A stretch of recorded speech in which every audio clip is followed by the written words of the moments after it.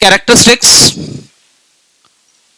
to recognize the vertebral column by these features.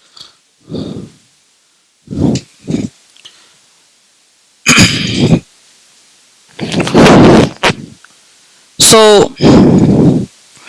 first of all,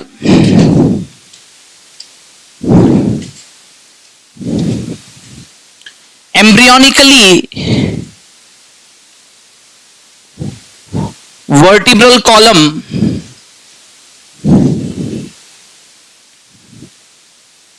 derived from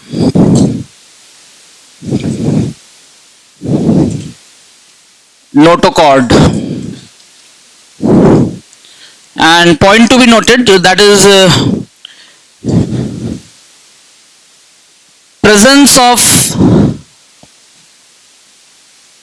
vertebral column is characteristic feature of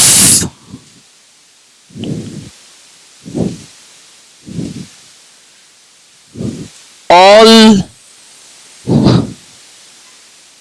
vertebrates.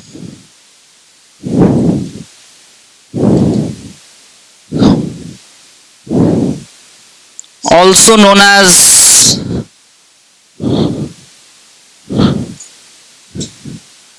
backbone oblique spinal column, being dorsal, mid dorsal in position, being mid dorsal in position.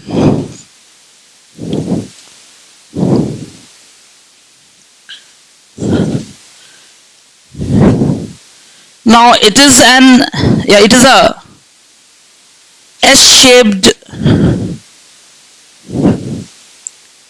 segmented. The vertebral column is recognized as an S-shaped segmented bony part made up of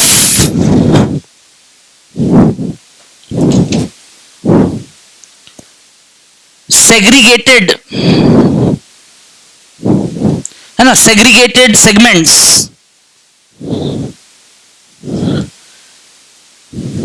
called vertebrae.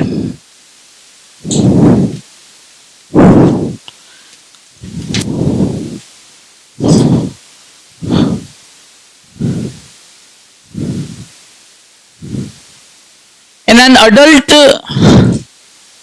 human skeleton, understood है, in an adult skeleton the vertebral column is made up of 26 vertebrae,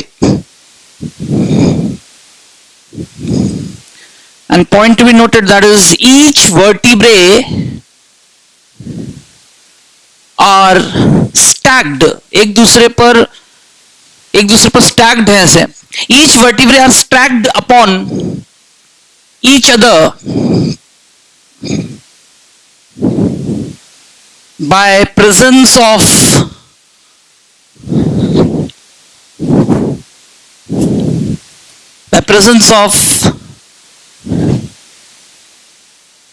intervertebral disc. Now indeed that intervertebral disc itself is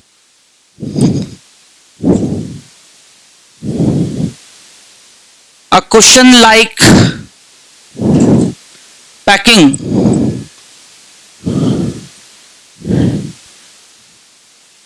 made up of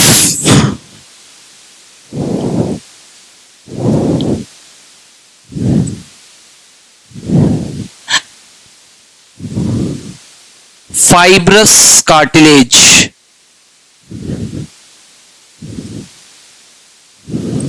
Made up of fibrous cartilage.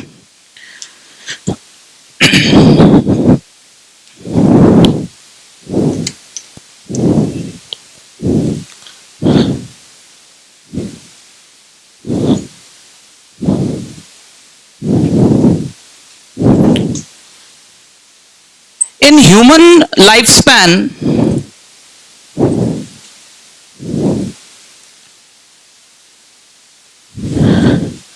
vertebral column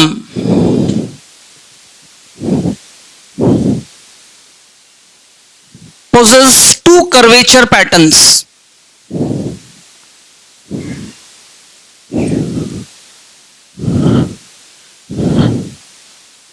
In the complete human lifespan, the vertebral column possesses two curvature patterns.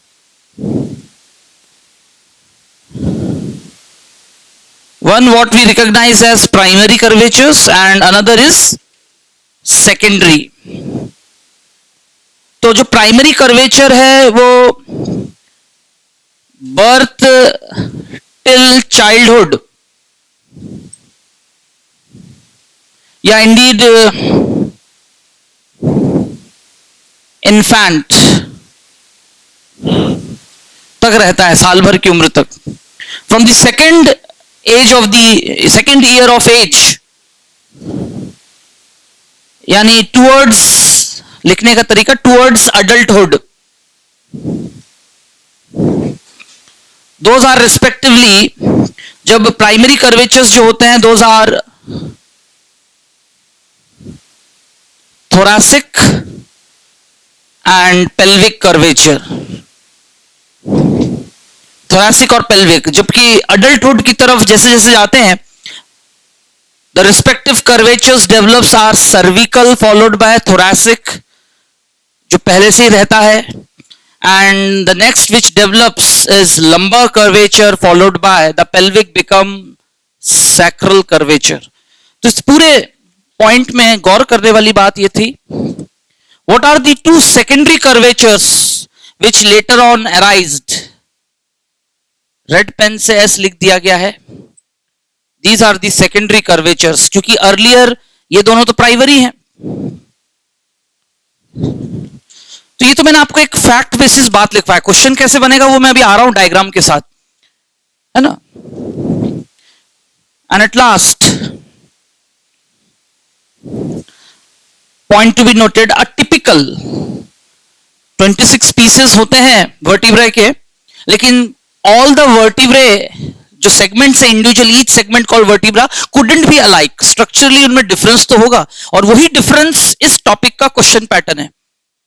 तो मैं उस हिस्से पे आने से पहले in general मैंने आपको कैरेक्टरिस्टिक लिखवाया कि first of all vertebral column embryonically it has developed from embryonic mesodermal.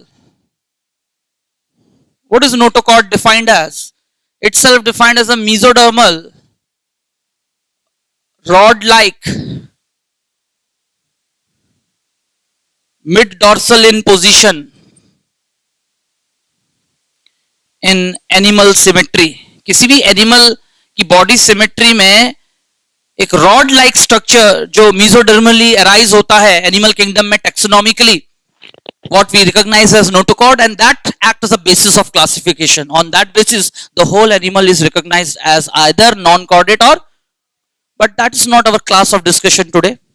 हम तो सीधा सीधा मुद्दे पे आ गए हैं कि we recognize notochord as one of the primitive connective tissue, hard connective tissue, और उसकी शुरुआत होना इस बात की पहल है, it's a sign signal in animal kingdom कि स्केलेटन सिस्टम का नींव डल चुका है, फाउंडेशन, और there after it has going to be turn out into skeleton system, क्योंकि यही वो पहल करता है by getting transformed into what we call vertebral column.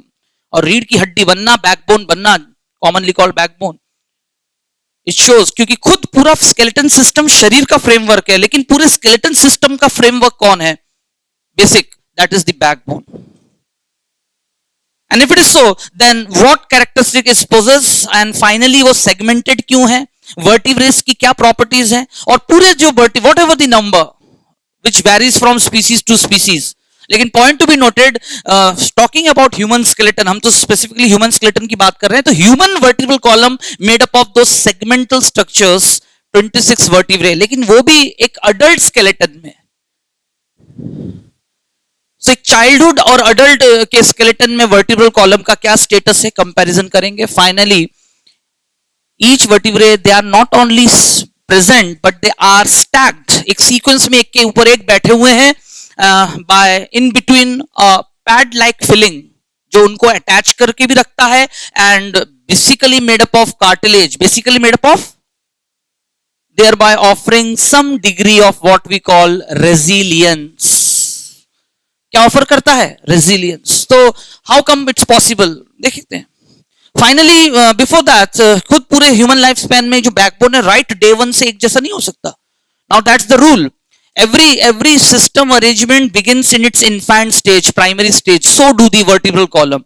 और पूरे लाइफ स्पैन में वो दो चेंजेस से गुजरता है, प्राइमरी और secondary curvatures, what they are. और इसका ही संबंध है, ये पॉइंट लिखने से पहले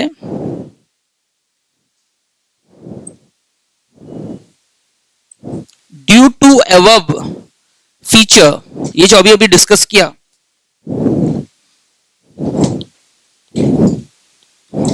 पूरे स्केलेटन में due to the above feature in complete skeleton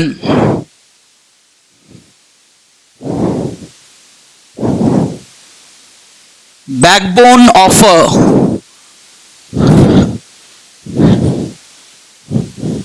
due to the above mentioned feature in complete skeleton backbone of the presence of exhibiting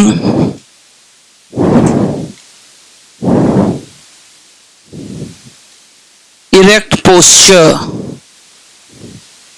to human body, thereby facilitating, किस बात को सुविधाजनक बना देते हैं? thereby facilitating bipedal locomotion,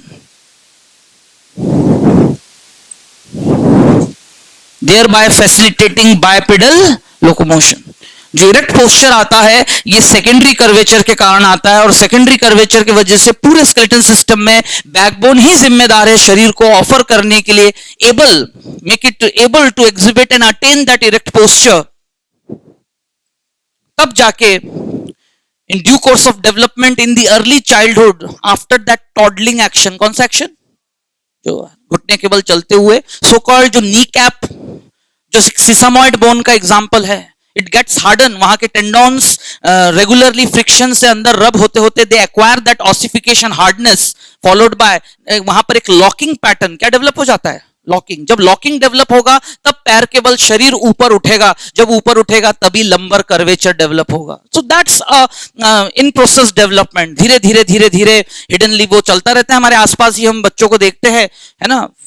and finally day comes कि अचानक से उठ खड़ा होता है और फॉर अ वाइल चलते हुए फिर गिर जाता है, अटेन्स द बैलेंसिंग, क्योंकि एक सिंक्रोनाइज्ड प्रोसेस शरीर में ये सब चलता रहता है. Whatever so the point of discussion is कि अल्टीमेटली अब वो जब चाइल्डहुड के अर्ली स्टेज से टुवर्ड्स जुवेनाइल से अडल्टहुड, बाय दैट टाइम एक बच्चा different types of locomotion exhibit करते हुए लीपिंग जंपिंग करता है. The only reason is the main structure framework of the skeleton system has fully developed. That is what? Vertebral column. 5 साल की उम्र तक यानी मिड ऑफ चाइल्डहुड तक 33, अभी मैं दो तरह के वर्टिब्रल फॉर्मूला को कंपेयर करूंगा.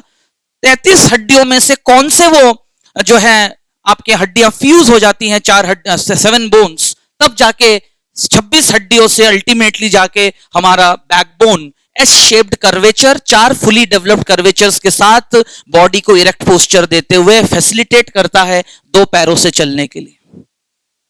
किसी को कोई डाउट? आ गई बात समझ में? एवरीवन यहां तक क्लियर है? इनको अभी साबित करेंगे डायग्राम से पूरा. पहले तो ये at literature at a glance ऐसे याद होना चाहिए आपको. नाउ तो जिसमें मेन पॉइंट्स क्या थे, मतलब these are all true regarding vertebral column of human skeleton of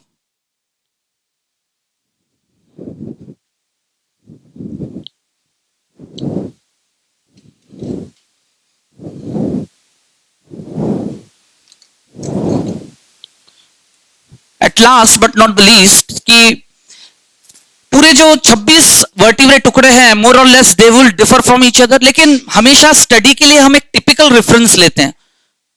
late us go to the flashback. और जो चैप्टर शुरू हुआ था, बोन्स तो बॉडी में 206 है अलग अलग तरह के, on the basis of shape, formation and microscopic structure, lamellar law. हालांकि लेमेलार बोन्स और नॉन लेमेलार होना ये तो टेक्सोनॉमिक प्रॉपर्टी है, क्योंकि मैमल्स में सबके बोन्स कैसे होंगे, लेमेलार टाइप। लेकिन शुरू की जो दो बातें मैंने बताई थी, शेप साइज और बेसिस ऑफ फॉर्मेशन, तो सबसे बेस्ट रेफरेंस के लिए जब भी हम स्टडी के लिए एक बोन को चूज करते हैं, मैं आपके सामने क्या बातें रखा था, typical mammalian bone shape wise थोड़ा लंबा होना चाहिए जिससे हम उसके मॉर्फोलॉजी को स्टडी कर सके, और एक टिपिकल बोन में जो सारी व्यवस्था अरेंजमेंट्स होनी चाहिए एक्चुअली हिस्टोलॉजिकली, वो हमें शरीर की जितनी भी लंबी हड्डियां हैं उन्हीं में ही ऑब्जर्व करने को मिलेगा। ऑन द बेसिस ऑफ वो रिप्लेसिंग टाइप होना चाहिए। कैसा होना चाहिए? तो ये जो मैंने मेंशन किया था, वैसे ही 26 वर्टिब्रल बोन्स हैं। किसी भी एक टिपिकल, किसी भी एक आंख बंद करके मैं एक वर्टिब्रा के टुकड़े को बाहर निकाल के स्टडी शुरू कर सकता हूं, but it is not like that. एक typical vertebrae found in lumbar region, कौन सा रीजन? जबकि सर्वाइकल है, थोरासिक है, सब जगह वर्टिब्रे छल्ले जैसे टुकड़े हैं, लेकिन कुछ ना कुछ वर्टिब्रा में कुछ ना कुछ मिसिंग है। एक टिपिकल वर्टिब्रा जिसमें सब कुछ होना चाहिए उसके एक डेफिनेट स्ट्रक्चर के लिए, वो आपको सिर्फ कहां देखने को मिलेगा? लंबर रीजन में। The 5 bones at a sequence resting over each other, और इंडीड पूरे शरीर के सेंटर ऑफ ग्रेविटी को मेंटेन करते हैं। क्या मेंटेन करते हैं? जिससे कि शरीर का टॉर्क डिस्टर्ब ना हो। क्या ना डिस्टर्ब हो? और वो टॉर्क डिस्टर्ब हो गया, आए दिन चलते फिरते हम फिसल के आगे पीछे गिरते रहेंगे। अरे यस और नो? That's the physics. मतलब शरीर तो अपनी तरफ इंजीनियरिंग डिजाइन है, जहां आप है ना झुकते झुकते कितना झुकोगे, झुकते झुकते कितना, वो तो बैलेंस है, वो कॉन्शियस, वो एक अलग फिर एस्पेक्ट है जो नर्वस सिस्टम आपको, और वो प्रैक्टिस से आता है। वो किससे आता है? उसके लिए आपने कितने तरह के एक्सरसाइजेस किए हैं, अपने बॉडी के अलग अलग डायमेंशंस को, अपने लिमिट्स को क्रॉस किया है। हर कोई व्यक्ति राह चलता हुआ लेमैन को कहोगे कि लो पीछे समरसॉल्ट करो, तो वो तो सबसे पहले सर केवल गिर जाएगा। यस और नो? तो लेट अस टॉक ऑर्थोडॉक्स। बात को समझे आप, स्केलेटन सिस्टम। नेचर ने वो एबिलिटीज जो मैं अभी कह रहा हूं आपको सबको दिया है, लेकिन सब लोग ने अपने उस एबिलिटीज को सबने वर्कआउट नहीं किया है। मेरी बात आ रही है समझ में? आप जाते हैं एक स्टेडियम में और देख रहे हैं कि some sports person performing some gymnastic action, somersault और किसी भी तरह की ऐसी activities, and you are fascinated. या गर्ल्स किसी डांस क्लब में चले जाते हैं और वहां देखते हैं डांसिंग क्लासेस चल रहे हैं, कोई बेले डांस कर रहा है, कोई किसी तरह का लॉकिंग पॉपिंग कर रहा है। अरे यस और no? These are the different dance movements. तो देखते से ऐसा लगता है अरे हम भी तो कर सकते हैं ऐसा, बट व्हेन यू स्टार्ट 3 दिन के लिए, फिर आप बिस्तर पकड़ लेते हैं। Boys oftenly move to the gym और पहले दिन ही जाके देखते हैं डोले शोले, मतलब यस ऐसा ही बनेंगे बिल्कुल,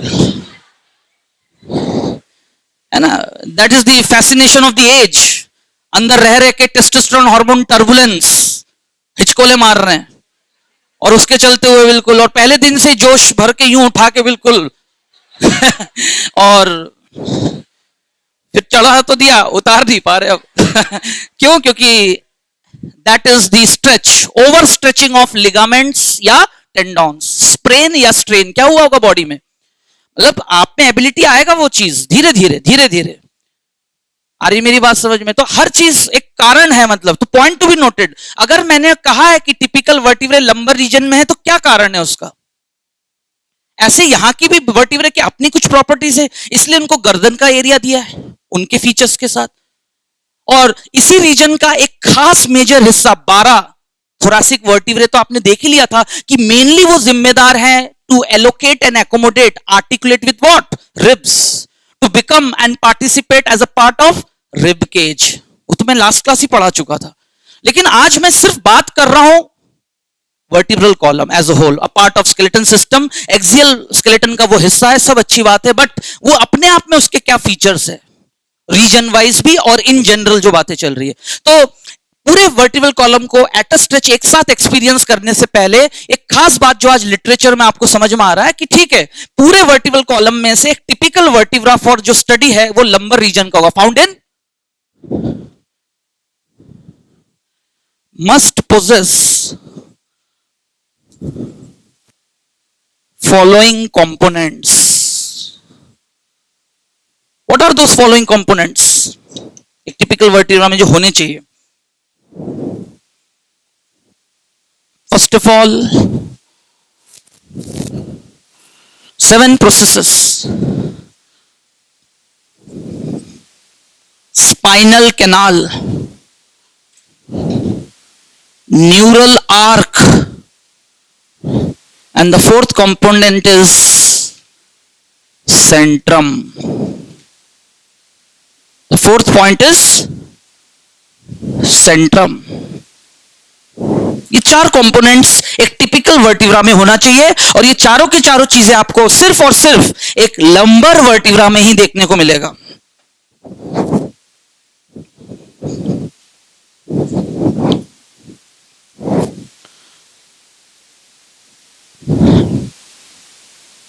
और finally I am closing the discussion with a very significant statement, जो कि बहुत ही पैटर्न क्वेश्चन बनता है किसी भी इस चैप्टर के क्वेश्चंस में. जो ऑप्शन बनता है कि सेंट्रम की जो मैंने बात की स्पेशली,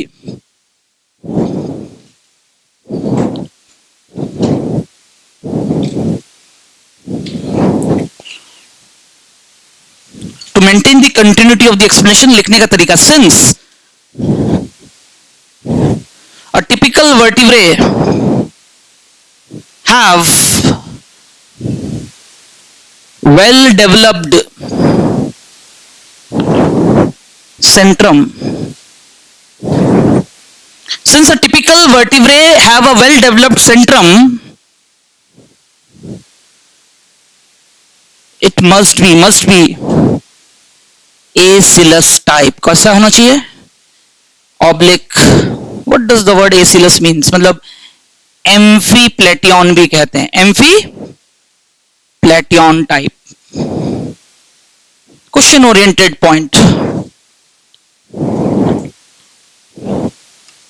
अब ये डायग्रामेटिकली इस टर्म को मैं एक्सप्लेन करूंगा. ये तो ठीक है, आज आपको पता चला कि अगर एक टिपिकल वर्टिब्रा वेल डेवलप्ड ऐसे 4 चीजों के साथ होना चाहिए और उसमें स्पेशली जो सेंट्रम की मौजूदगी. What is Centrum? वो क्या है?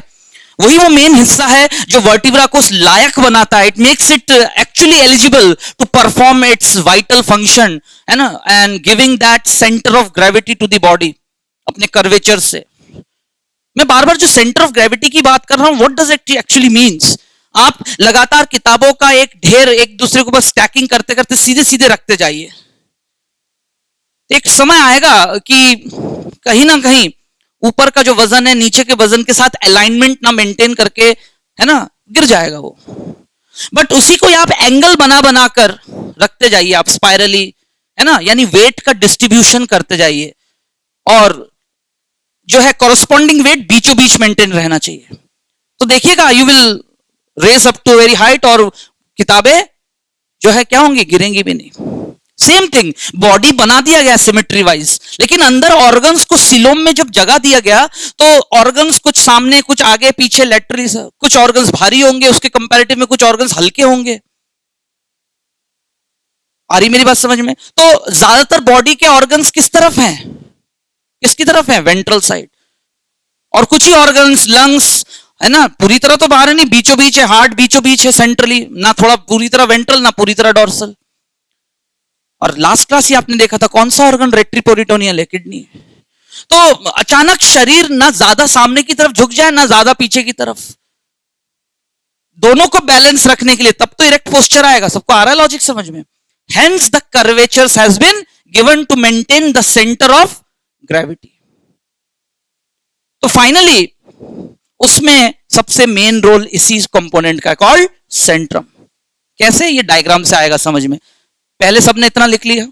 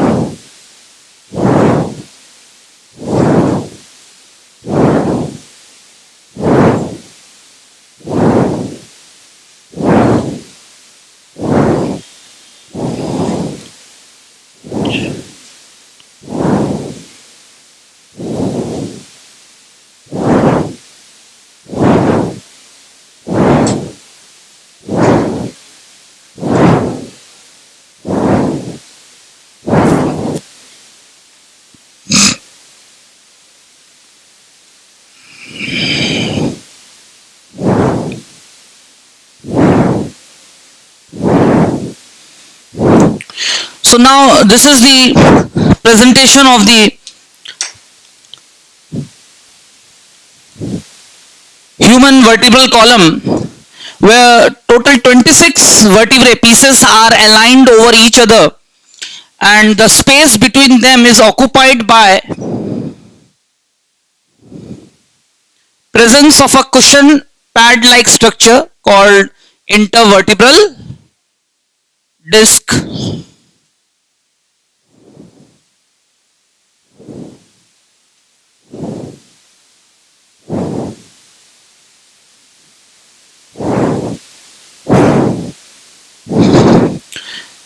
They are rather recognized as IVD. But first of all, as I have mentioned, that it has got 4 curvatures in an adult body. Those respectively are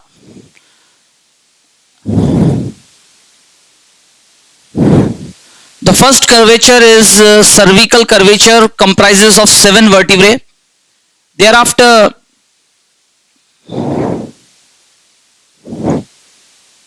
the thoracic with 12 vertebrae, followed by 5 L5, S1, CO1. This is the vertebral formula of human adult skeleton system, and indeed that is of vertebral column. Now, first of all, let us experience what is that IVD. So in the thoracic region, if I suppose to go through a view of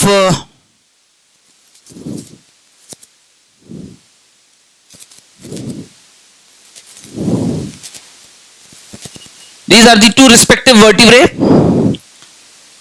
in the thoracic region, and it is being thereafter in between occupied by a pad like structure.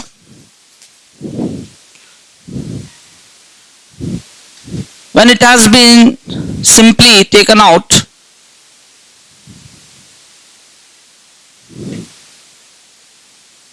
the intervertebral disc, histologically it is made up of fibrous cartilage, but in between it possesses a jelly like composition called nucleus pulposa,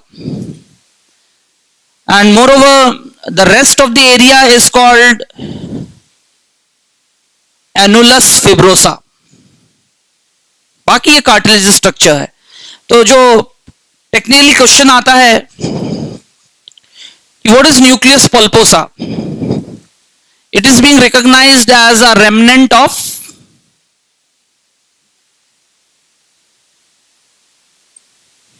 notochord.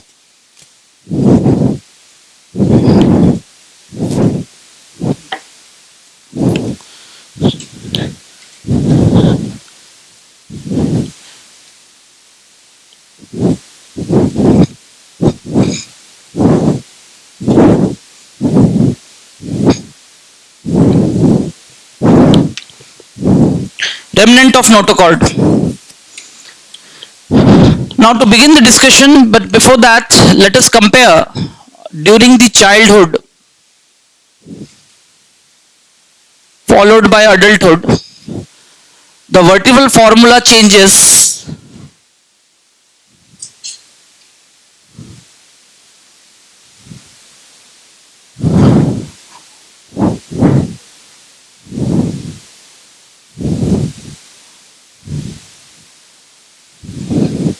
यानी इस फॉर्मूले से ये formula एक question नहीं रहेगा. Question ये रहेगा कि कौन से एरिया के बोन्स फ्यूज हो जाते हैं और कितने फ्यूज होते हैं. Total 9 bones fuses. How many? 5 bones of sacrum region fuses into one, and 4 bones ये आपस में फ्यूज हो जाते हैं. टेल बोन रादर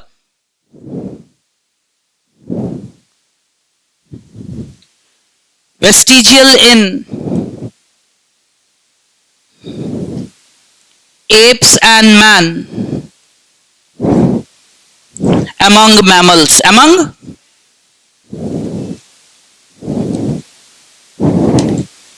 मौजूद होते हैं but they are not functional, structurally present but they get later on inactive, मतलब they doesn't play any functional role.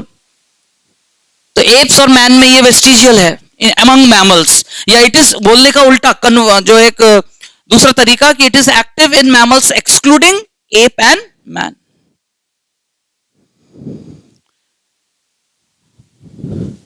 So that difference lies due to what phenomena? Ki that during the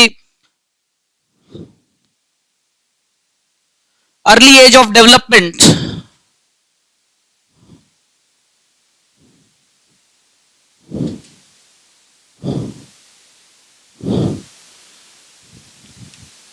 the respective skeleton of a fetus or soon after birth infant, जब बच्चा पीठ के बल लेटा रहता है, couldn't move and perform other locomotory acts, सिर्फ body move करा सकता है। by that time only what happens कि अंदर मौजूद, now this is an arbitrary presentation, जो vertebral column है उसके दो ही कर्वेचर होते हैं, thoracic and pelvic, and only two curvatures जो contents लिखवाए थे, whereas in an adult body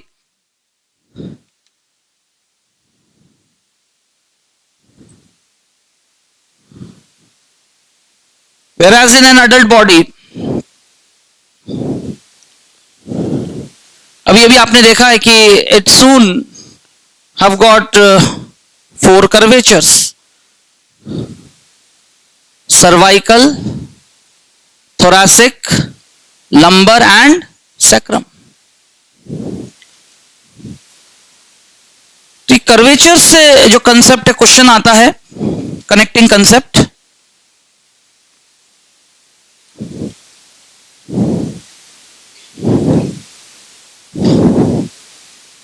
कि ये तो मैंने आपको बता दिया है बट क्वेश्चन आएगा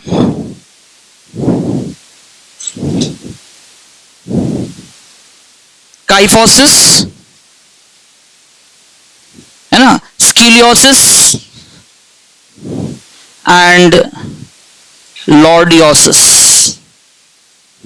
आई will come back to the concept, अभी तो मैंने सिर्फ ये टर्म्स बता दी, कनेक्टिंग कंसेप्ट, जो कि कर्वेचर के मेल फॉर्मेशन से रिलेटेड है। Curvatures in human vertebral column are of 4 types, cervical, thoracic, lumbar and sacrum. और ये आप देख सकते हैं, this is really segmented S shaped vertebral column, backbone. लेकिन वो एस शेप जो साइड व्यू से आता है, उसमें किसी भी तरह का disturbance due to different reasons, it falls under 3 category of disorders. ये क्या है? स्केलेटन सिस्टम के मॉर्फोलॉजिकल डिसऑर्डर से रिलेटेड नाम लिखे, काइफोसिस, हंचबैक, स्कीलियोसिस एंड लॉर्डियोसिस। बट जो क्वेश्चन था, पहले क्वेश्चन था वो मैं बता दूं, लॉर्डियोसिस जिसको हम समझ रहे हैं एक disorder, point to be noted, in a pregnant woman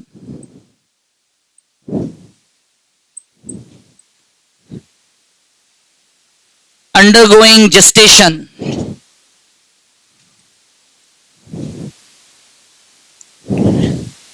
lordiosis is a temporary adaptation, is a temporary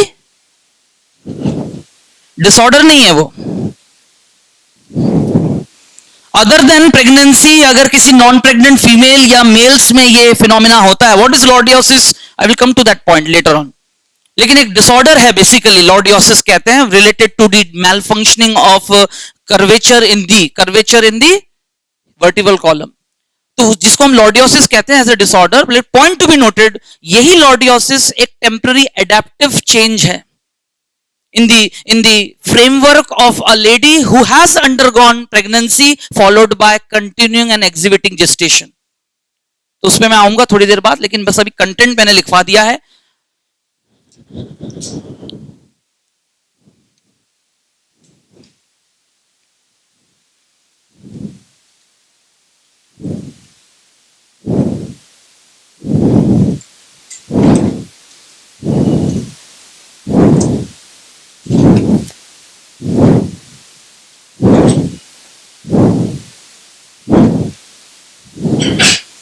तो पूरे वर्टिब्रल कॉलम में मैं 3 रीजन्स के वर्टिब्रा का डिस्कशन करना चाहूंगा जो क्वेश्चन ओरिएंटेड है। One is cervical region,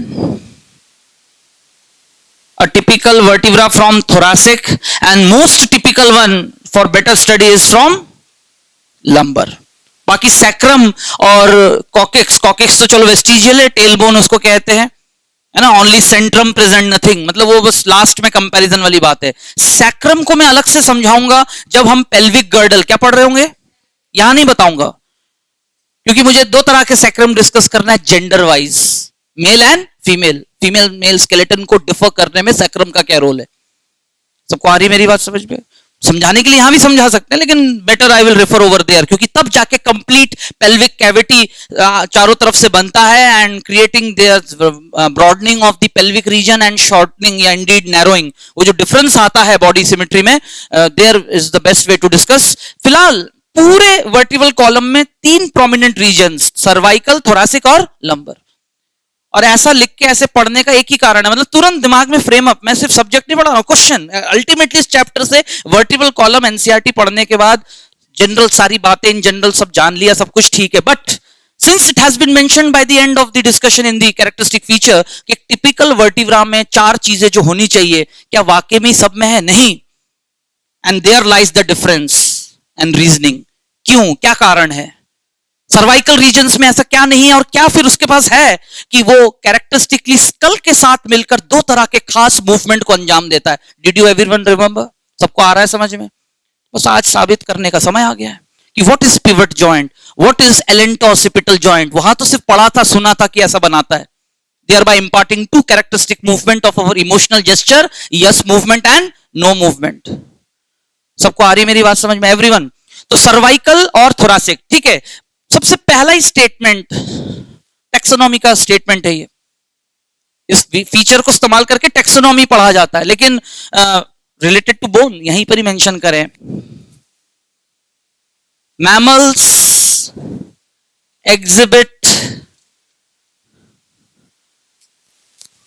presence of 7 cervical vertebrae। Giraffe का गला हो या इंसान का गला हो, ऐसा नहीं कि देख के 500 होंगे। अरे कुछ आया समझ में? इंसान के गर्दन में भी कितने बोन्स हैं? 7, और जिराफ के गर्दन में भी सर्वाइकल रीजन, मतलब पूरे वर्टिबल कॉलम में कौन सा, मतलब रीजन में number of vertebrae is fix and it is a mammalian. All mammal share same number of vertebrae in cervical region, that is the number is 7। हालांकि इसमें एक्सेप्शन है, सी काउ और कुछ, वो तो सब टेक्सोनॉमी में पता चलेगा। अब ये सब है जीके बेस्ड स्टेटमेंट्स और बातें एडिशनल, जो जितना याद रख सके। लेकिन हर सब्जेक्ट में, हर यूनिट के हर चैप्टर में एक मेन सेंट्रलाइज्ड डिस्कशन रहता है जिसको हम कंसेप्चुअल्स, वो कभी डिस्टर्ब नहीं होना चाहिए। उसके बाद एक्स्ट्रा कौन कितने पॉइंट्स याद रख पा रहा है, ये तो इंडिविजुअल स्किल है जो कंपटीशन क्रिएट कर देगा और माइट भी फेवर कर जाए। किसी साल कुछ ऐसे आउटबीट क्वेश्चंस आ जाए जिसमें ऐसी छोटी छोटी बातों को ध्यान में रख के ऑप्शन बन गया, कोई करके आ पाएगा, कोई नहीं करके आ पाएगा। दोनों को ही पढ़ाया गया, दोनों को नहीं पढ़ाया, फिर भी एक करके आ गया। Now that's the difference. At last I say that whole honour goes to the student itself. 3 घंटे उसने क्या किया, अपने ट्रेनिंग को कैसे यूटिलाइज किया। मेरी बात आ रही है सबको समझ में? लेकिन जो मेन कंसेप्ट्स हैं किसी भी टॉपिक का, कोई भी व्हाट एवर टॉपिक उठा के हम डिस्कशन शुरू करें, वो मेन टॉपिक डिस्टर्ब नहीं रहना चाहिए, वो पहले याद रहे। Then we could deviate our preparation by practising more and more quantity and quality of question. तो coming to the discussion, cervical area का ये जो मैंने अभी पॉइंट बताया, ये बहुत ही सिग्निफिकेंट स्टेटमेंट है, ठीक है। सातों के साथ मोर और लेस सर्वाइकल वर्टिब्रे एक जैसे ही होते हैं, उनका स्ट्रक्चर एक जैसे होना चाहिए, क्योंकि they are occupying the same region, contributing in performing and making the cervical, गले का ये कर्वेचर बनाने में। बट कैरेक्टरिस्टिकली 3rd से लेके 7th सर्वाइकल, तीसरे से लेके 7 का स्ट्रक्चर सेम है, लेकिन first 2 cervical vertebrae are very typical, उन्हीं की क्वेश्चंस आएंगे। बाकी 3rd से लेके 7th की क्या फीचर्स है, ये पढ़ने की जरूरत नहीं है। अब आ रहा है समझ में? सेलेक्ट होने वाले बच्चे को ज्यादातर ये पता रहता है क्या नहीं पढ़ना है। क्या? सर्वाइकल वर्टिब्रे 7 हैं, अब 7 में से 2 को हमेशा रिवाइज करके याद रखना है, क्योंकि वही क्वेश्चन ओरिएंटेड है। पूरे चैप्टर से 2 क्वेश्चन आएंगे, एक मसल से रिलेटेड क्वेश्चन आएगा, एक पूरा स्केलेटन सिस्टम, ऐसा सोच के चलो। लेकिन वो एक क्वेश्चन की जो वैरायटी हो सकती है, वो हम कवर कर रहे हैं कि नहीं, सबको आ रही मेरी बात समझ में? यही तो आप क्लास में सीखने आते हो, बाकी नहीं तो बुक्स अवेलेबल है, लिटरेचर्स अवेलेबल है, आप पढ़ते रहिए. Mammals exhibit presence of several cervical vertebrae, but point to be noted, out of those, atlas and axis. Atlas and axis. अब मैं इन दोनों को उस तरफ बना रहा हूं क्योंकि फिर यहां से व्यू प्रॉपर नहीं हो पाएगा, है ना. अब इनके बारे में जो भी मैं डिस्कस करना चाह रहा हूं मैं उसका डायग्राम वहां बनाऊंगा, आप लोग अपना कंटिन्यू करिएगा बनाने में. क्लियर? ओके. और फिर वैसी थोरासिक, वैसी लंबर, एक टिपिकल थोरासिक वर्टिब्रे. तो इस पर आने से पहले ये और ये पढ़ना जरूरी है, क्योंकि एक बेस्ट फीचर जो होना चाहिए वो आपको यहां और उससे भी बेहतर यहां देखने को मिलेगा, क्योंकि उनमें तो ऐसा कुछ नहीं है, कुछ और ही उन्होंने अरेंजमेंट कर रखा है. तब जाके बनता है कैरेक्टरिस्टिक दो तरह के जॉइंट, दो तरह के movement, yes movement and no. यानी उन दोनों का डिस्कशन एक ही मुद्दे के इर्द गिर्द घूमेगा कि why atlas is participating in yes movement and why atlas and axis participate in no movement, in no movement. बात करते हैं, लेकिन पहले एक टिपिकल थोरासिक रीजन से निकाले हुए एक वर्टिब्रे को नजदीक से देखते हैं. तो सबसे पहले तो साइड व्यू में कुछ ऐसे ही फीचर है जो आपको पहले ही बना के अक्सर बताया गया है. ऐसा कुछ दिखता है वो साइड व्यू. लेकिन इसी को अगर टॉप व्यू ऊपर से देखेंगे तो how a typical thoracic vertebrae appears.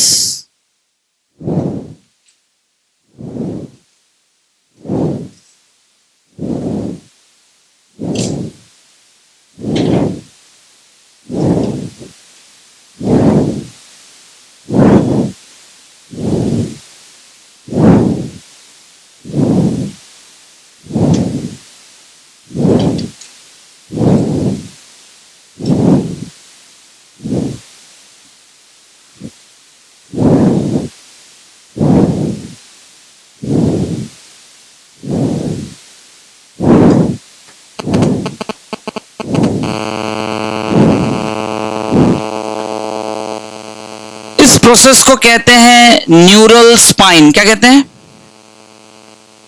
It has got 5 processes. 7 होने चाहिए, लेकिन ये टिपिकल वर्टिब्रा नहीं है. टिपिकल वर्टिब्रा कौन है? लंबर. इसमें 5 प्रोसेस हैं, 7 की जगह 5 है. न्यूरल स्पाइन, फिर इस प्रोसेस को कहते हैं प्री ज़ाइगोपोफाइसिस.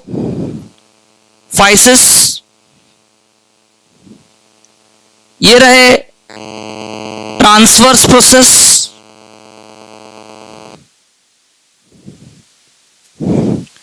ये रहा ट्रांसवर्स प्रोसेस. ये जो रिम दिख रहा है यहां पर, इस रिम को कहते हैं न्यूरल आर्क. और बीच में जो सेंट्रलाइज्ड आपको गैप ओपनिंग दिख रहा है, this opening is called spinal canal. क्योंकि throughout, right from here, क्योंकि ये सो कॉल्ड ब्रेन मौजूद होगा यहां पर इनसाइड द ब्रेन बॉक्स. तो अंदर ही अंदर इधर क्या पास होगा? Spinal cord. तो स्पाइनल कॉर्ड के पैसेज के लिए थ्रू आउट सारे वर्टिब्रे में क्या होना चाहिए? एक ओपनिंग, एक सेंट्रलाइज्ड कैनाल जो कंटिन्यूटी में बिल्कुल एक कैनाल की तरह गुजरेगा. तो वो स्पाइनल कैनाल, स्पाइनल कॉर्ड उसमें से पास होता है, spinal canal. Now this area, ये जो थिकनेस आपको दिख रहा है ये साइड व्यू में, ठीक है ना, दिस इज कॉल्ड सेंट्रम. ये टिपिकल वर्टिब्रा ये भी है, लेकिन इसमें 7 प्रोसेसेस ना होके सिर्फ कितने processes? 5. 1 neural spine, 2 प्री-ज़ाइगोपोफाइसिस, 2 transverse processes. क्यों? क्योंकि ट्यूबरसल और कैपिटुलम, याद आया, both attaches making hinge joint. क्या बनाते हैं इनके साथ? क्लियर? रिब्स दोनों तरफ से ऐसे जुड़ते हैं, है ना. और बाकी थोड़े बहुत मसल्स वगैरह अटैच होते हैं यहां पर. मेन है इसका काम to become a part of what? Roof of rib cage. Roof of पूरे वर्टिब्रल कॉलम में 12 thoracic vertebrae roof of rib cage बनाने में, मतलब this is a correct statement. पढ़ने का क्वेश्चन क्या आएगा, जैसे जो पढ़ बता रहा हूं आपको, यही है anatomical study. Complete vertebral column में कौन से वर्टिब्रे पार्टिसिपेट करते हैं रिब केज में? Thoracic vertebrae. वो क्या बनाते हैं? They makes the roof of the rib cage. और इसके लिए वो किसके साथ आर्टिकुलेट करते हैं? With the bicephalic, with the head of ribs. 12 ribs. How many ribs? 12 ribs. Bicephalic शब्द का मतलब ही होता है कि when the ribs had got two articulation. How many articulation? वो दो जगह जुड़ रहा है, एक जगह नहीं जुड़ रहा है, वो दो हेड्स, दो सिरे के साथ जुड़ रहा है.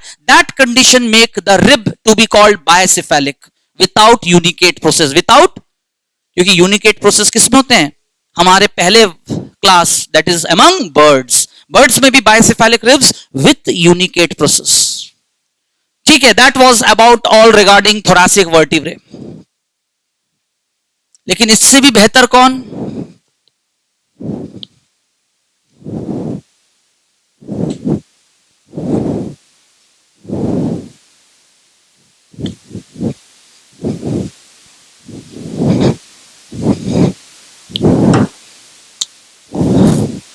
इससे भी बेहतर है लंबर रीजन. सबसे पहले 5 इन number,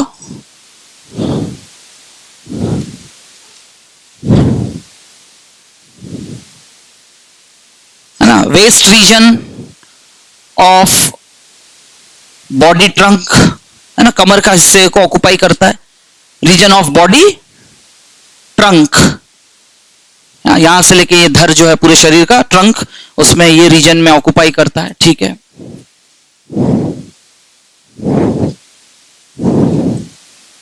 maintains centre of gravity of whole body. NCERT में बोन्स के हिस्टोलॉजी में लिखा है कि they act as weight bearing. Bones act as an weight bearing. लेकिन पूरे शरीर का वजन को बोलते ना सेंट्रलाइज करके through out the day 24 hours आप बैठे हैं, खड़े हैं, पूरे शरीर, आप किसी भी तरह का, मतलब शरीर का मेन एक्सिस का वजन यही पड़ता है कमर पे.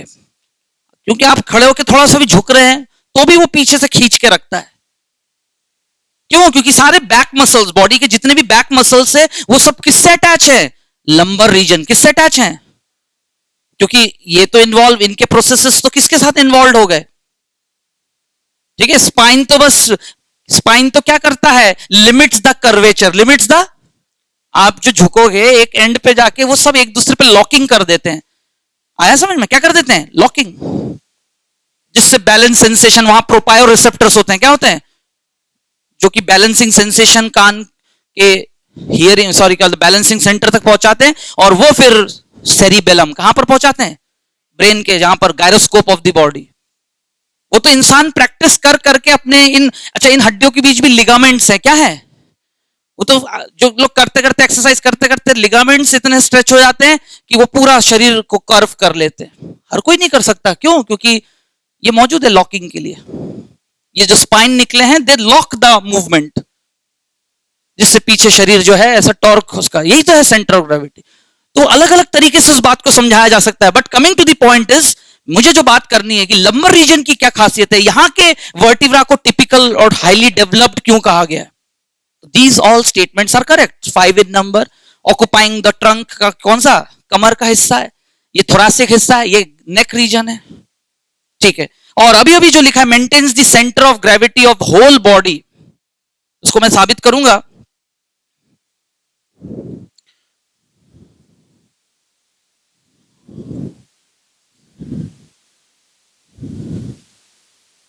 Densest, heaviest and strongest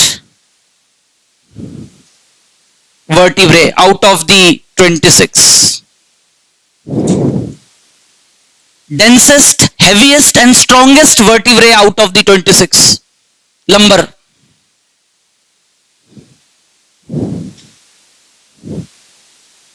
Due to highly developed thick centrum, due to highly developed thick centrum, सारे जो भी उसके पार्ट्स हैं उसमें सेंट्रम इनके सबसे ज्यादा, आप देख ही सकते हैं इन एरियाज में कैनाल ज्यादा डेवलप होता है, क्योंकि यहां से बस इतना थिक निकलता है स्पाइनल कॉर्ड, लेकिन नीचे आते आते आते आते स्पाइनल कॉर्ड क्या हो जाएगा, डायमीटर में थिन। सबको आ रही मेरी बात समझ में? तो उन एरियाज के जो स्ट्रक्चर में बाकी कुछ नहीं चाहिए, ये प्रोसेसेस क्या सिर्फ डेवलप होना चाहिए, छल्ले की तरह एक रिंग लाइक, सबसे मेन क्या डेवलप होना चाहिए, न्यूरल कैनाल। क्या डेवलप होना चाहिए?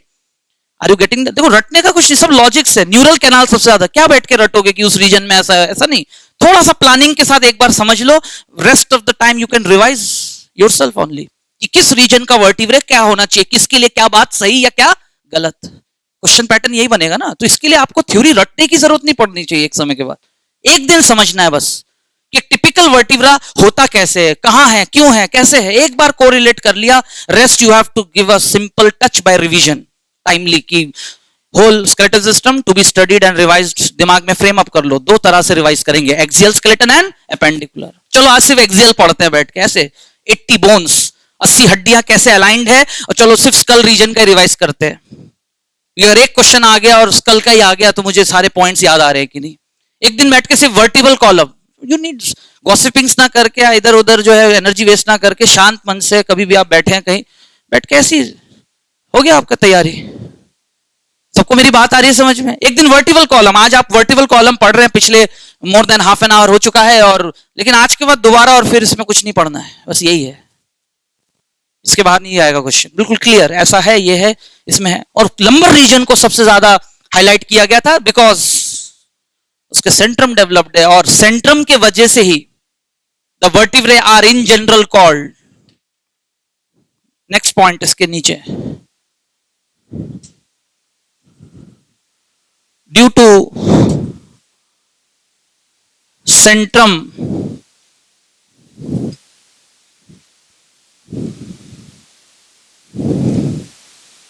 द वर्टिब्रे आर कॉल्ड, मतलब जो हाईली डेवलप्ड टिपिकल वर्टिब्रे है, 26 में से 17 वर्टिब्रे में सेंट्रम होते हैं, 26 में से 17, 17 कौन से, 12 ये और 5 ये,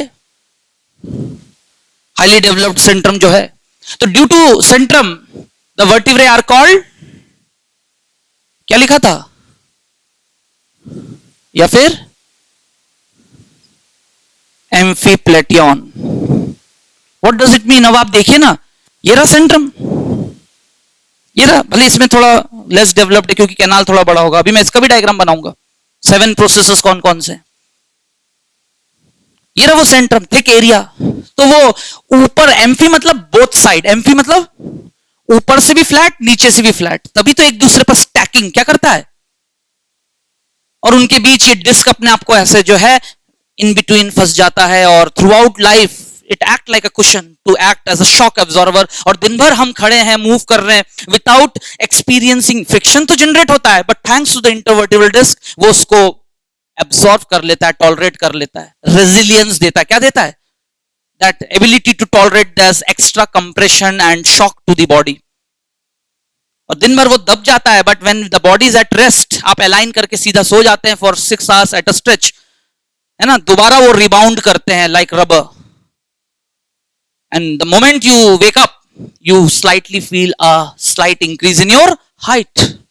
The reason is presence of fragile elastic intervertebral disc, क्योंकि it is made up of cartilage and cartilage is hard but pliable, hard and logic clear है बिल्कुल?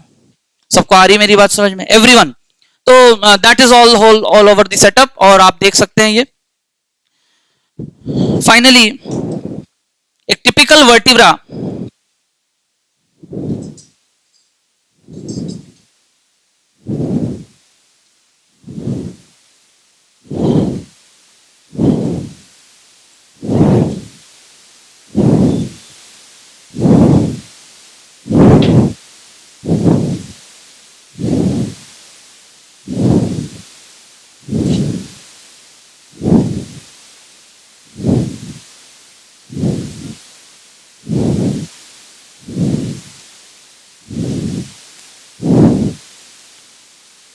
लेकिन अगेन टॉप व्यू, इसको ऐसे निकालेंगे और ऊपर से देखेंगे तो कि कुछ इस तरह से दिखेगा।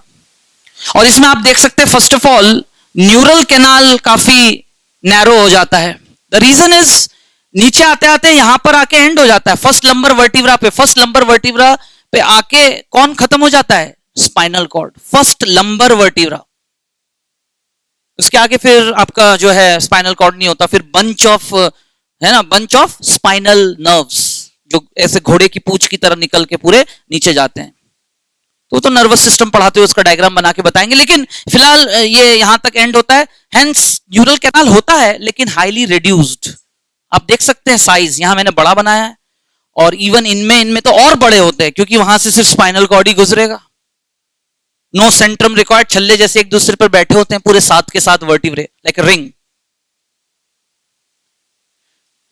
बट रेस्ट, पहला प्रोसेस का नाम न्यूरल स्पाइन,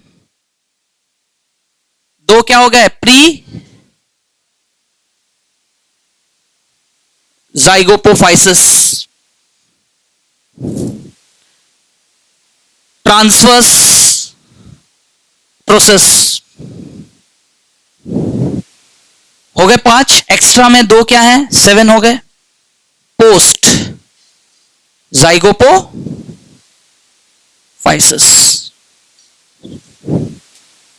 और काफी लंबे लंबे होते हैं। क्यों? क्योंकि जिससे ज्यादा से ज्यादा बैक मसल्स के बंडल्स और उनके टेंडॉन्स ऐसे डिटिक it like a peg.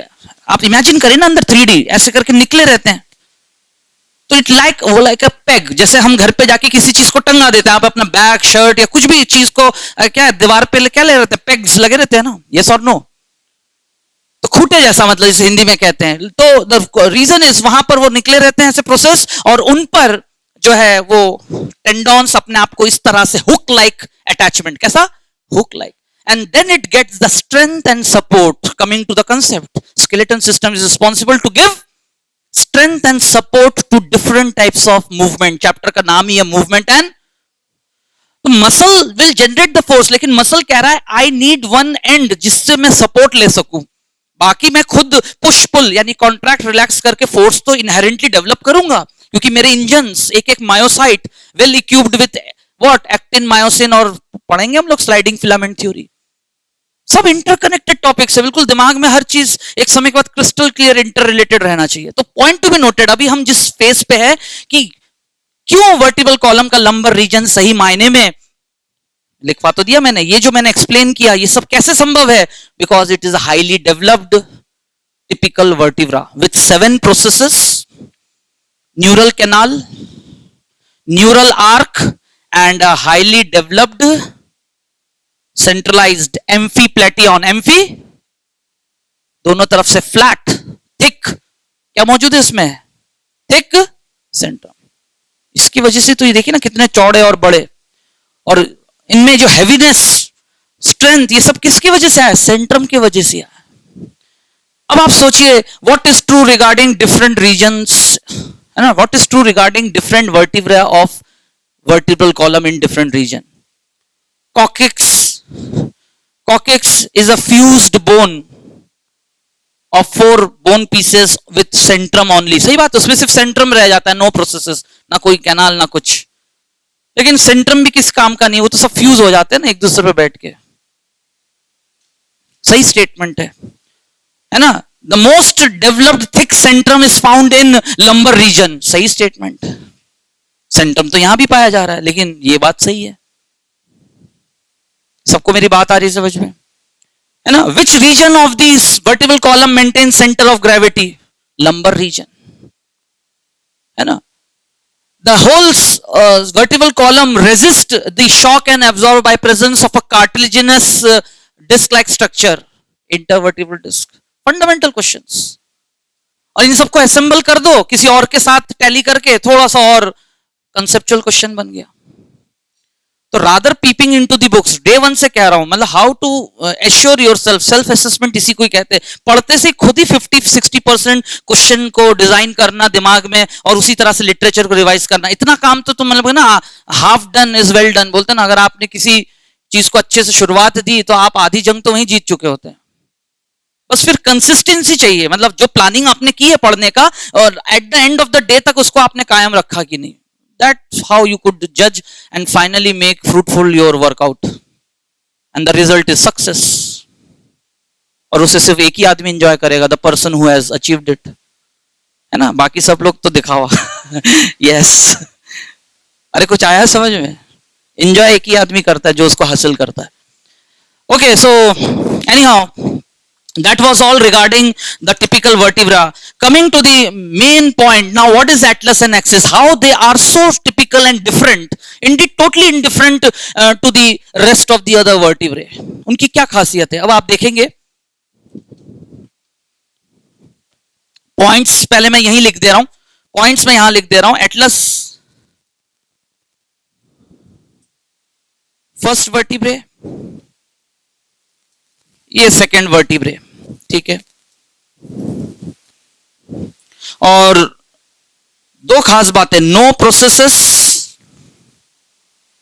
No Centrum. ना कोई प्रोसेसेस है ना कोई सेंट्रम है, और मौजूद है इसके पास फैसेट्स. क्या मौजूद है? और टू कैनाल्स. आज तक तो आपने यही सुना था कि एक वर्टिब्रा में, अभी तक जिस तरह से मैं एक्सप्लेन कर रहा था, एक ही कैनाल का नाम आया था, स्पाइनल कैनाल, और वो भी किसके पास होने के लिए? Spinal cord. लेकिन यही तो बिल्कुल डिफरेंट बात लिखा हुआ है कि it has got two canals. एक को हम न्यूरल कैनाल कहते हैं और दूसरे को कहते हैं ओडोंटॉइड कैनाल. क्या कहते हैं?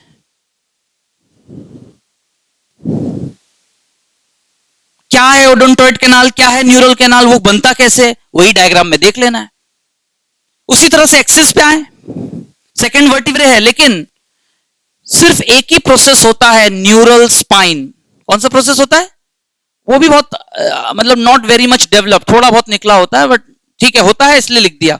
और नो सेंट्रम, इसके पास भी सेंट्रम नहीं है, एब्सेंट. प्रोसेस के नाम पे 7 नहीं 5 नहीं, एक है न्यूरल स्पाइन से, और सेंट्रम इनमें दोनों में नहीं है. फिर इनमें होता है एक खास चीज मौजूद जिसको कहते हैं ओडोंटॉइड प्रोसेस. क्या कहते हैं? इसके पास ओडोंटॉइड प्रोसेस है और इसके पास ओडोंटॉइड कैनाल है. और रेस्ट जो पॉइंट्स हैं वो मैं पहले डायग्राम समझा लूं, फिर आप लिख लीजिएगा.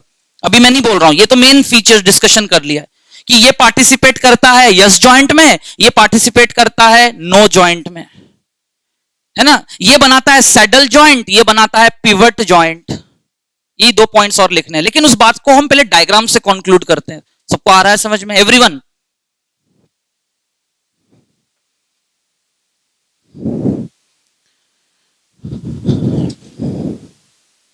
पहले मैं एटलस का डायग्राम बना रहा हूं.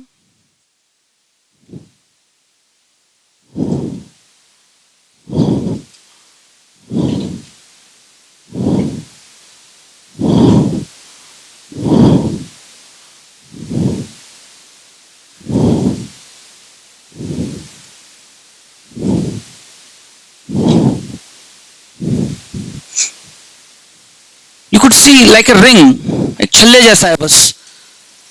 और ये बीचों बीच यहां पर दोनों साइड इनको शेडेड दिखाया जा रहा है.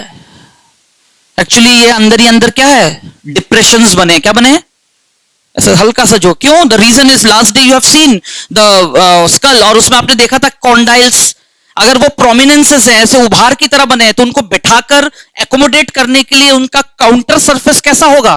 डिप्रेशन वाला. ऐसे डिप्रेशंस को हम क्या कहते हैं? मैंने क्या लिख दिया था? These are called facets. क्या कहते हैं इन्हें? तो it has got facets, no processes, no centrum. ये तो पूरा एक रिंग जैसे, छल्ले जैसा है. और बीचों बीच एक येलो इलास्टिक कनेक्टिव टिश्यू का ऐसा लिगामेंट होता है, और उसके वजह से ये पूरा एरिया एक गोल स्पाइनल कैनाल की जगह. सबको आ रहा है समझ में? एवरीवन? उस पार्टीशन लिगामेंट के वजह से ऊपर का एरिया और नीचे का एरिया, दो कैनाल्स में, ऊपर का कैनाल है ओडोंटॉइड कैनाल, कौन सा कैनाल, और ये नीचे का हिस्सा कहलाएगा न्यूरल कैनाल। अब इसको स्पाइनल कैनाल तो बोल नहीं सकता, पास यहां से क्या होगा, स्पाइनल कॉर्ड, लेकिन अब मैं इसको नाम क्या दे रहा हूं, न्यूरल कैनाल, क्योंकि स्पाइनल कैनाल पूरा है। खुद स्पाइनल कैनाल दो हिस्सों में है, एंटीरियर सामने का पोर्शन ओडोंटॉइड और पीछे का portion neural. This is the feature of atlas, the first vertebra appears to be like this type. ऐसे ही सेकंड एक्सिस को बनाया जाए,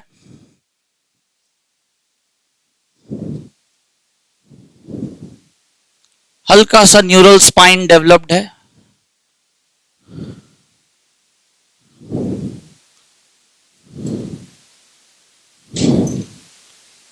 और यहां भी फैसेट्स, क्योंकि फिर ये इस पर बैठेगा ना, तो यहां भी फैसेट्स होते हैं, लेकिन उससे भी मतलब नहीं है। जिस चीज से हमें मेन मतलब है वो है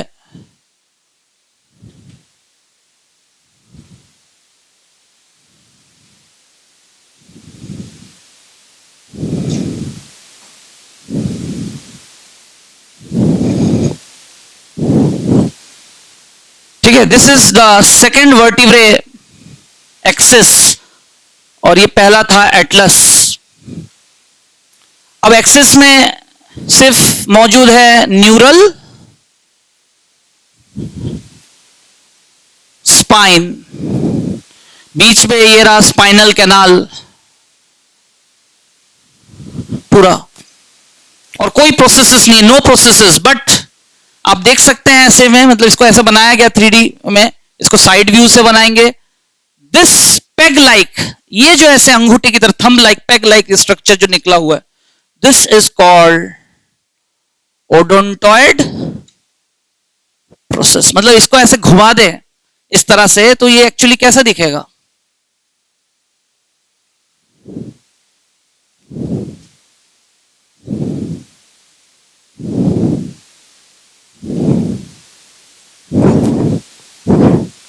आया समझ में? If you move it like this, so this is the peg-like structure.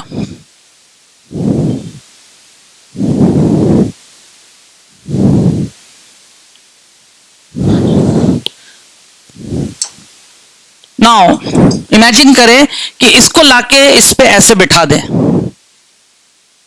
Are you getting the condition? ये लाके ऐसे बिठा दिया,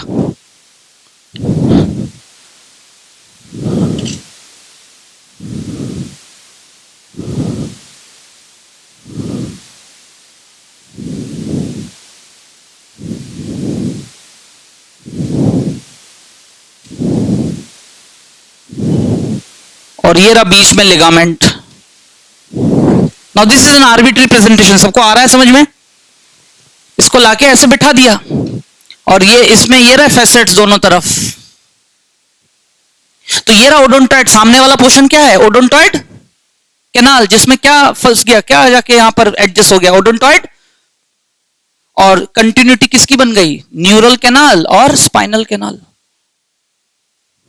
अब आप इमेजिन करें what happens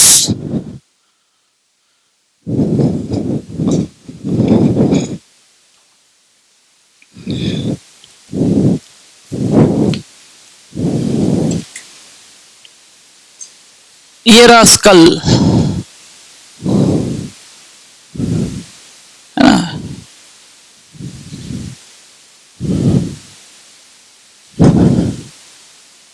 है ना, स्कल आके इस पे बैठता है, यहां पर है कॉन्डाइल्स, क्या मौजूद है, क्योंकि बीचों बीच यहां क्या है, फोरामेन मैग्नम, क्या मौजूद है। Now you this you have to imagine, समझना पड़ेगा इस बात को। यहां पर फोरामेन मैग्नम है, दोनों तरफ लैटरली क्या मौजूद है, कॉन्डाइल्स। वो कॉन्डाइल्स आके किस पे बैठ गए, फैसेट्स पे, and performing a saddling action, performing a, and that saddling action creates alento-occipital joint to exhibit a characteristic movement. आया सबको समझ में, एवरीवन? बिल्कुल क्लियर है ये बात, ये आया समझ में सबको? ठीक है, now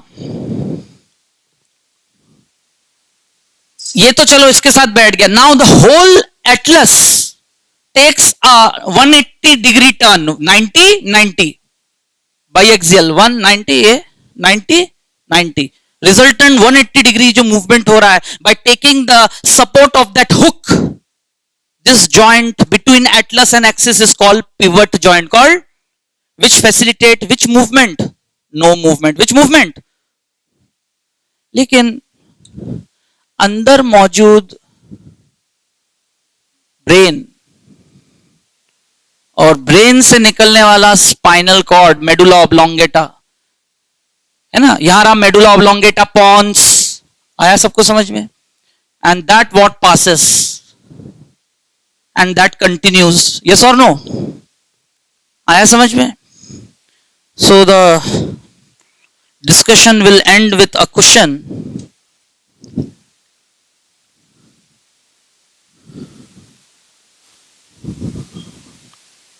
What kills a person when being hanged? वो क्या घटना है जो एक व्यक्ति को, है ना, कॉजेज द डेथ, जब उसको फांसी दे दी जाती है ना, फांसी देने पे एक व्यक्ति की मृत्यु क्यों होती है, why the person experiences the death, है ना, when being punished by hanging. तो options, due to the nasopharyngeal blockage, due to the laryngopharynx damage, due to the breakdown of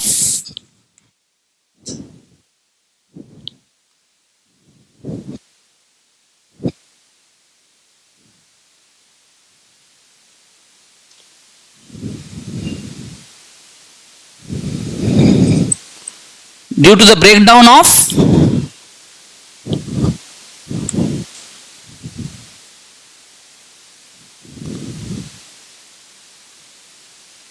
a component of brain called brainstem.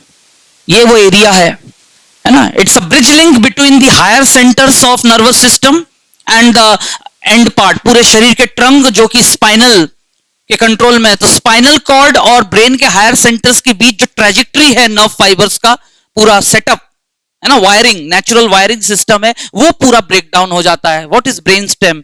It is made up of, it is what brain stem made up of, mid brain and hind brain. Hind brain का भी Pond's और medulla oblongata, cerebrum हिस्सा नहीं बनता, है ना. हम बात करेंगे what is brain stem, what role it plays and that, but वही ब्रेन स्टेम डैमेज होने पे, and why it get damaged, है ना, due to the breakdown of, ये जो आप ओडोंटॉइड देख रहे हैं, व्यक्ति के जो शरीर का भार है, body weight causes a damage, thereby knuckling the odontoid, है ना, टूट जाता है वो, knuckling down the odontoid process, और वो धस जाता है ऐसे जाके, it just crack down the brain stem, ये ऐसा चटक के टूट के अंदर ऐसा पेनिट्रेट कर जाता है, thereby disconnecting the higher centre, causing, है ना, death in fraction time period, in fractions of seconds, व्यक्ति को एहसास भी नहीं होता. ये तो हुआ brain stem due to hang. यही अगर किसी व्यक्ति, मतलब वो, है ना, बिल्कुल लाइट मूड में बैठा हुआ है and while travelling, law of inertia, law of, बहुत स्पीड से गाड़ी चल रही है, शरीर तो खुद स्टैग्नेंट है, स्टैटिक है, बट जिस ऑब्जेक्ट में बैठा है वो तो फुल स्पीड में जा रहा है, और it has a powerful dash, जिस मोमेंटम से वो जाके टकराता है, and the very moment, law of inertia है ना, वो आप है, लेकिन हेड जो है वो थ्रो बैक करता है ऐसा करके यूं, तो इतना जम के करता है ये कि ये हड्डी इसमें ऐसा जाके धस जाता है. तो आम लोगों के लिए कहते हैं कि गर्दन की हड्डी के टूटने की वजह से डेथ हुआ है. एक्सीडेंट्स में क्या होता है, पर्सन बिल्कुल सामने, तो जो एयर बैग्स वगैरह होता है वो इसी चीज से बचाता है. अरे आ रहा है समझ में, आजकल जो एयर बैग, एबीएस सिस्टम देते हैं गाड़ियों में, टकराए तो वो रिबाउंस कर ले. आ रही मेरी बस अब सिस्टम दिया है, इट विल हेल्प और नॉट, वो बात की बात है. मेरी बात आ रही है समझ में, है ना, किस जाने वाले को कोई रोक नहीं सका है. सबको आ रही मेरी बात समझ में? तो that was the ultimate coverage of the topic vertebral column. इसके बाहर कोई क्वेश्चन नहीं जाएगा. सबको आ रही है मेरी बात समझ में? बट एट अ स्ट्रेच आपको ऐसे याद रखना, मेन डिस्कशन था एटलस और एक्सिस. इसके अलावा लंबर रीजन, मतलब प्राइम बात है, और इन जनरल पूरा वर्टिब्रल कॉलम को हम कैसे रिकॉग्नाइज करते हैं with some curvatures. At last जो पॉइंट था लॉर्डियोसिस. लॉर्डियोसिस क्या होता है कि अभी अभी आपने देखा कि नॉर्मल कर्वेचर्स जिस शेप का आना चाहिए ऐसा, ठीक है ना, साइड व्यू से। लेकिन लॉर्डियोसिस में क्या होता है, हल्का सा ये लंबर कर्वेचर और बढ़ जाता है सामने की तरफ। काइफोसिस में क्या होता है, थोरासिक कर्वेचर ज्यादा है ना, हंच बैक क्या बन जाता है, हिंदी में कहते हैं कुबड़, ठीक है ना, यानी शरीर सामने की तरफ झुक जाता है और पीछे वो सपोर्ट नहीं सकता, दर्द करेगा, क्योंकि ज्यादा वो कर्वेचर, मतलब जितने भी कर्वेचर से वो जरूरत से ज्यादा अगर आ जाए तो that's a disorder and disturbs the alignment of the body, thereby disturbing the centre of. आप समझिए किसी का शरीर जरूरत से ज्यादा ऐसा तो वो कैसा चलेगा, है ना, the movement will become like a camel, ऊंट की तरह चलेगा वो ऐसे। अरे कुछ आया समझ में? हाँ। So, but that phenomena is a disorder for any such person under non-pregnancy or in men. But in women undergoing pregnancy, ठीक है ना, क्यों? क्योंकि थोड़ा सा हल्का सा इसलिए क्योंकि प्रेगनेंसी में जो एक्स्ट्रा वेट बच्चे का सामने की तरफ पड़ता है, उसको पीछे से काउंटर बैलेंस करने के लिए हल्का सा लंबर कर्वेचर और सामने हो जाता है, और समय के साथ वो वापस आ जाता है। Are you getting the concept? सामने जो एक्स्ट्रा बच्चे का वजन बॉडी को, हालांकि उसके लिए और भी सारे फीचर्स है जो नेचर ने बना रखा है, एमनियोटिक फ्लूइड, कि बच्चे का जो एक्चुअल वजन है वो वे मशीन में तो आएगा, मदर का वेट 54 है, बच्चे के वजन के साथ 56, 2 किलो के साथ, जिस स्टेज में भी डेवलपमेंट के हो, 57 बता रहा, 3 किलो मतलब बच्चे का वजन होगा, वे मशीन में आएगा। लेकिन मदर को कभी भी पूरे 3 किलो वजन का एहसास नहीं होता है, thanks to suspension, thanks to the, क्योंकि बच्चा अंदर क्या करता है, सस्पेंडेड है, वो एक तरफ नहीं है कि एमजी। अरे कुछ आया समझ में? अरे यस और नो, मतलब लॉजिक से हर चीज का। But where the biology starts, कि वो जो फिजिक्स या केमिस्ट्री के उस नियम का जो पालन होना है, मतलब amendment of those rules and laws of physics and chemistry, उसका जो अरेंजमेंट है वो बायोलॉजिकल है। वो कैसा है? Made up of components called cells, tissues, organs and systems. सबको मेरी बात आ रही है? हम बायोलॉजिकल मशीनरी पढ़ रहे हैं, लेकिन वो रूल्स और रेगुलेशन तो फिजिक्स और केमिस्ट्री का ही फॉलो कर रहा है। तो एक तो एमनियोटिक फ्लूइड दिन भर उसको सस्पेंड किया होता है, तो एक्चुअल वजन पूरा पढ़ने नहीं देता है, मदर को जो है वो एक्चुअल वेट नहीं पता चल पाता। दूसरा क्या क्या बोलते हैं, पेल्विक कैविटी। कौन सी कैविटी? तो मैंने आपको क्लास शुरू होते से चैप्टर मैंने लिखवाया तो था फंक्शंस ऑफ स्केलेटन सिस्टम में। It facilitate and assist the gestation. करता कैसे है वो प्रेगनेंसी, ह्यूमन रिप्रोडक्शन पढ़ाते हुए सब बताएंगे डायग्राम में, एम्ब्रियोनिक डेवलपमेंट और पूरी pregnancy, trimester first, second and third, वहां मैं बताऊंगा। लेकिन हाँ, पेल्विक गर्डल ऑफ फीमेल, यानी नेक्स्ट क्लास जब हम गर्डल्स पढ़ रहे होंगे, मेल फीमेल गर्डल्स को कंपेयर करेंगे, वहां इस बात को रखेंगे, क्योंकि इसमें सैक्रम का क्या रोल है, पेल्विक बोन का क्या रोल है, कैसे वो अपने प्यूबिकार को ऑप्ट्यूस या एक्यूट बनाता है, तब जाके, है ना, थ्रू आउट जेस्टेशन अपने वजन से, जो यूट्रस है 8 सेंटीमीटर का होता है, 1000 गुना 8 सेंटीमीटर वो एक्सपैंड कर जाता है, तो पूरा यूट्रस और यूट्रस में मौजूद foetus minimum 1.5 kilo, maximum 6 kilo वजन। बच्चे का वजन कितना हो सकता है? वर्ल्ड रिकॉर्ड है 7.5। अरे कुछ आ रहा है समझ में? इट्स नॉट ओवरवेट, मतलब नेचर को पता है दिस इज द रेंज। उसने पूरे यूट्रिन मसल्स को बनाया ही उतना स्ट्रांग है, smooth muscles followed by cervical muscles. कौन से मसल्स?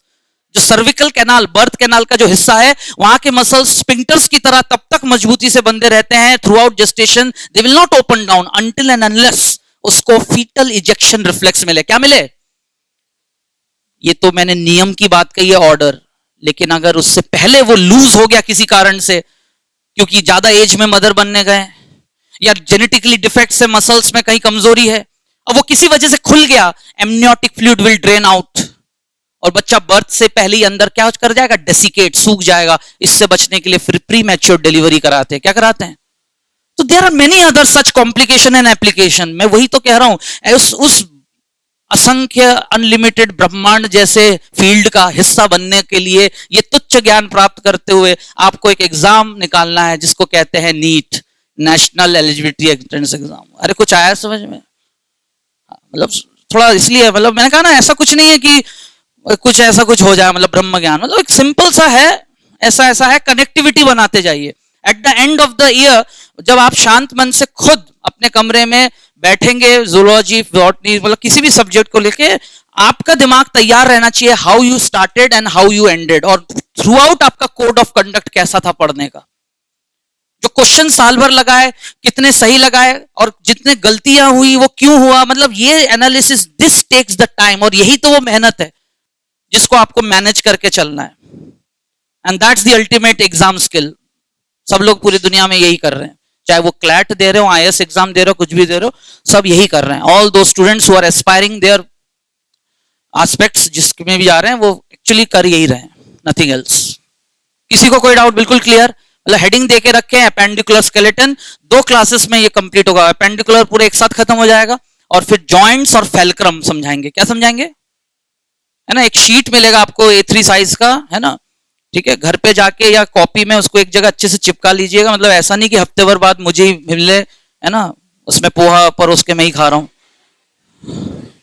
अरे कुछ आया समझ में? मतलब नहीं नहीं, मतलब मैंने ऐसे ही बोला, मतलब ठीक है, मतलब इज्जत दे उसको, और वो पढ़े जाके उसको आप अपने स्टडी टेबल के सामने। ऐसे आपको थ्रू आउट ईयर्स अलग अलग टॉपिक्स के शीट्स मिलेंगे, उसमें डायग्राम्स बने हैं, presentations, flow chart, quick revision, मतलब पूरा चैप्टर उस जस्ट वही है। मतलब जॉइंट्स की शीट तो ऐसा है, उसको देख देख के पूरा चैप्टर रिवाइज हो सकता है, बशर्ते अगर आपने ढंग से लेक्चर सुन रखा है, क्योंकि वो बन रहा है सामने, आप वही देख देख के, ह्यूमरस ऐसा है, ये है वो है, और बीच बीच में कार्टिलेज मौजूद है। क्या मौजूद है? Because the whole human skeleton is made up of 206 bones and few. Thank you.